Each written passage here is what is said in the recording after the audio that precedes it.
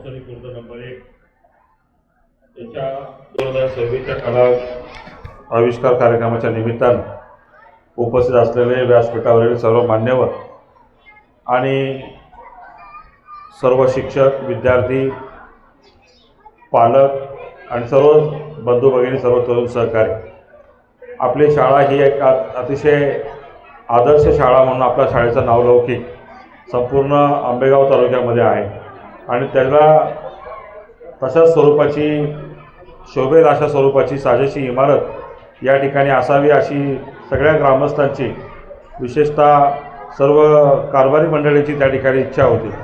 आणि मागच्या पंचवार्षिकमध्ये जिल्हा परिषदमधून, शिक्षण विभागातून, समग्र शिक्षणच्या माध्यमातून जवळपास थोरातताईंच्या माध्यमातून 60-70 लाख रुपयाचा निधी त्यासाठी मंजूर झाला. 67 लाख रुपये काहीतरी त्याला रक्कम होती आणि आपण देखील कुठं कमी पडला नाही. जवळपास आता मगाशी सांगितलं त्याप्रमाणे 35 लाख रुपयाचा निधी ग्रामवर्गणी किंवा लोकसहभागातून त्या ठिकाणी उभा केला गेला आणि अशी जवळपास 1 कोटी रुपयाचा खर्च करून अतिशय अद्ययावत अशा स्वरूपाची शाळा आपण सर्वांच्या माध्यमातून आज या ठिकाणी उभी राहिलेली आहे. त्याचा सर्वांना, आपल्या सर्वांना ही शाळा पाहिल्याच्या नंतर एक निश्चित अभिमान वाटेल की संस्थेच्या किंवा जिल्हा परिषदेच्या माध्यमातून, सरकारच्या माध्यमातून आलेले पैसे आणि त्याला जर लोकसहभागाची जोड मिळाली तर काय चांगलं काम होऊ शकतं हे आपल्या शाळेच्या इमारतीच्या रूपानं संपूर्ण परिसराला या ठिकाणी आपण दाखवून दिलेलं आहे. या कामी अनेक लोकांनी त्या ठिकाणी आपण मदत केली. त्या सर्व मदतकरांचं आणि सर्व देणगीदारांचं, लोकसहभागामध्ये भाग घेतलेल्या सर्वच नागरिकांचं मी मनापासून त्या ठिकाणी अभिनंदन करतो, आभार मानतो. तुमच्यामुळं आज आंबेगावच्या शिक्षण क्षेत्रामध्ये एक चांगली इमारत उभी राहिली आणि आंबेगावच्या वैभवामध्ये भर टाकण्याचं काम तुम्ही सर्वांनी या ठिकाणी केलेलं आहे. आज जवळपास ह्या कलाविष्कारच्या निमित्तानं 21 कार्यक्रम आहेत आणि 21 पैकी एकच कार्यक्रम आता संपन्न झाला, स्वागत गीताचा. अजून 20 कार्यक्रम आहेत. व्यासपीठावरील मान्यवरांची यादी पण 21 लोकांची होती.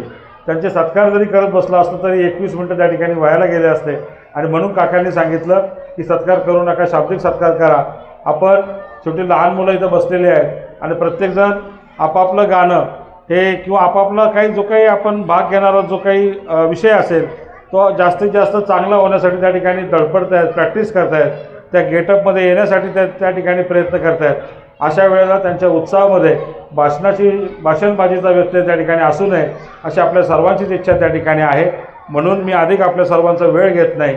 आज वरती इमारतीचं बांधकाम चाललं आहे, ते देखील त्या ठिकाणी चांगल्या रीतीनं पूर्ण होईल आणि निश्चित एक अजून त्याच्यामध्ये वैभवामध्ये अजून थोडी त्या ठिकाणी भर पडेल. तुमच्या सर्वांच्या माध्यमातून आज आपण पाहिलं की कशातली ती लॅब आहे, आयडियल सेंटरच्या माध्यमातून एक जी कम्प्युटर लॅब त्या ठिकाणी निर्माण झालेली आहे की एकाच वेळेला जो कम्प्युटर शिक्षकाकडे आहे तो सर्वांना एका ठिकाणी दिसते. ती स्क्रीन सर्वांना दिसते आणि प्रॅक्टिस करण्यासाठी पुन्हा एकदा ती स्क्रीन किंवा तशाच स्वरूपाची प्रॅक्टिस प्रत्येकजण आपापल्या पीसीवर त्या ठिकाणी करू शकतो. अतिशय एक नवीन आणि चांगली आयडिया ही या आयडियल स्कूलच्या किंवा आयडियल लॅबच्या माध्यमातून राबवली गेली. त्याचंही उद्घाटन झालं असं मी काकांच्या वतीनं जाहीर करतो. आपल्या सर्वांना मनपूर्वक या कार्यक्रमाच्या शुभेच्छा देतो आणि आपण हा कार्यक्रम लवकरात लवकर सुरू व्हावा यासाठी आपल्या सर्व उपस्थितांच्या वतीनं मनपूर्वक शुभेच्छा व्यक्त करतो. ज्यांचा सन्मान या ठिकाणी आपण सर्वांनी केला, आमच्या सर्व मान्यवरांच्या वतीनं, स्टेजवरच्या सत्कारत्यांच्या वतीनं तुमच्या ग्रामस्थांचं मनपूर्वक आभार मानतो आणि माझे 2 शब्द थांबवतो.